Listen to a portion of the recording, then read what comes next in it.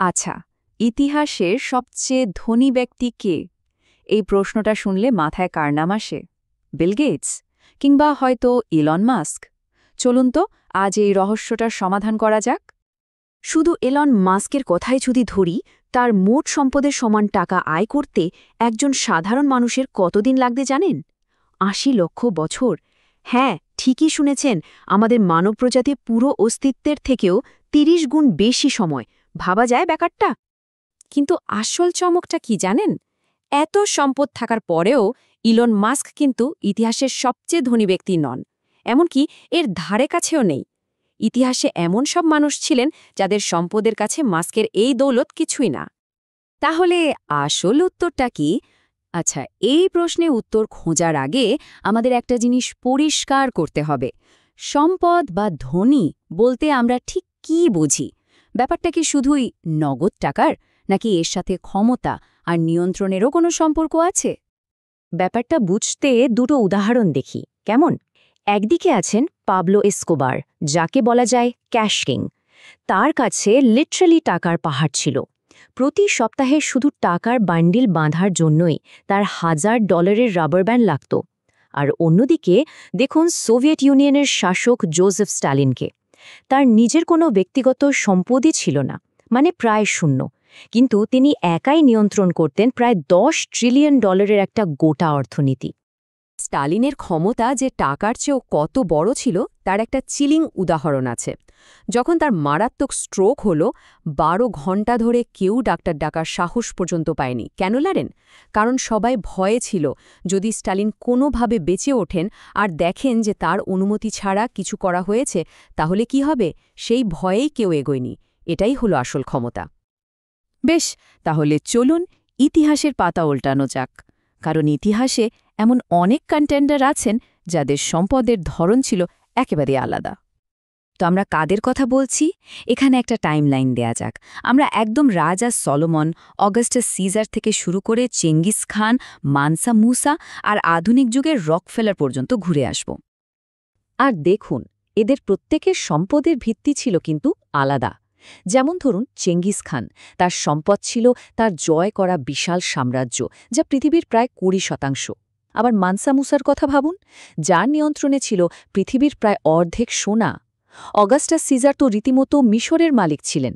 আর জন D Rockefeller, তিনি আমেরিকার 90% তেলের ব্যবসা একাই নিয়ন্ত্রণ করতেন। এবার আরেকজনের কথা বলি, জ্যাকব ফুগার। ইনি ছিলেন এমন একজন ব্যাংকার যিনি রাজাদের টাকা ধার দিতেন যুদ্ধ আর নির্বাচনের জন্য। ভাবুন তো একবার, ইউরোপের জিডিপির 2% মালিক ছিলেন তিনি। একবার তো এক সম্রাট ঋণ শোধ করতে দেরি করায় ফুগার তাকে সোজা সাপটা চিঠি লিখে মনে করিয়ে দিয়েছিলেন যে আসল বসটা কে। আবার হেনরি ফোর্ডের কথাই ধরুন, তার সম্পদকে শুধু টাকায় মাপাটা ঠিক হবে না। হ্যাঁ, তার প্রায় $200 বিলিয়ন সম্পদ ছিল, কিন্তু তার আসল অবদানটা কি? তিনি অ্যাসেম্বলি লাইন বানিয়ে কর্মীদের বেতন বাড়িয়ে আর গাড়ির দাম কমিয়ে সাধারণ মানুষের জন্য এক নতুন জীবনযাত্রার পথ খুলে দিয়েছিলেন। আজকের যে মধ্যবিত্ত শ্রেণী, শহরতলি বা রোজকার অফিস যাতায়াতের ধারণা, এর সবকিছুই তো তার হাত ধরে এসেছে। আর এই সবগুলো আলোচনার পর আমরা এসে পৌঁছেছি সেই চূড়ান্ত শোডাউনে। একদিকে শিল্পযুগের কিংবদন্তি জন ডি রকফেলার, আর অন্যদিকে আজকে টেক জায়ান্ট ইলন মাস্ক। কে সেরা?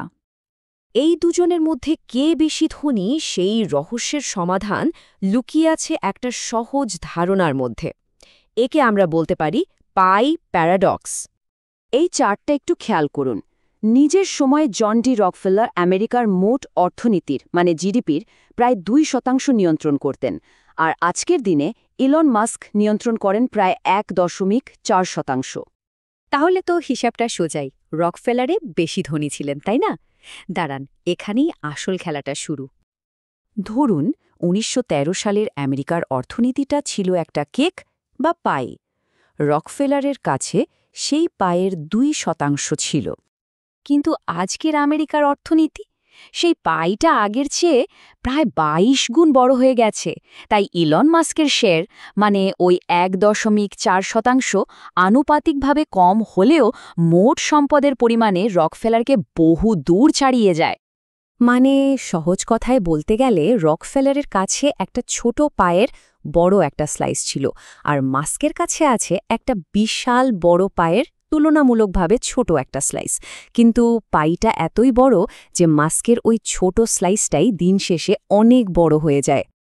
তাহলে সব দিক বিচার করে চূড়ান্ত রায়টা কি দাঁড়ালো? এই টেবিলটা দেখলেই ব্যাপারটা পরিষ্কার হয়ে যাবে। পুরনো দিনের সম্পদগুলো কেমন ছিল? বেশিরভাগই ছিল গল্প বা কিংবদন্তির ওপর ভিত্তি করে আর ক্ষমতার সাথে বাধা। রাজা নেই তো, রাজ্যও নেই, সম্পদও নেই। কিন্তু আজকের দিনে ইলন মাস্কের সম্পদটা দেখুন, এটা পুরোপুরি নথিভুক্ত, ব্যক্তিগত নিয়ন্ত্রণে আর বিশ্ব অর্থনীতির বিশালতার কারণে এর স্কেলটাই অন্যরকম। সুতরাং আমাদের চূড়ান্ত রায় হল ইলন মাস্কই ইতিহাসের সবচেয়ে ধনী ব্যক্তি।